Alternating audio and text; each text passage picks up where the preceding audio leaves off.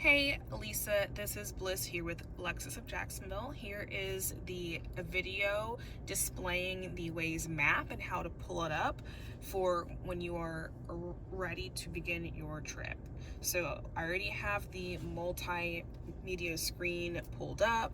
What you'll do is click on your Waze symbol here, or you'll click your dots, swipe through until you find the Waze app, tap on it. And what I previously did was, on my cell phone, I typed in the address that I'm trying to travel to.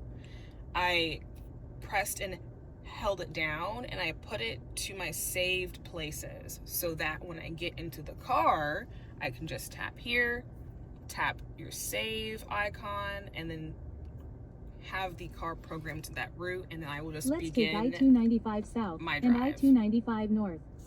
Arrival time on this route is similar to Arlington Expressway, West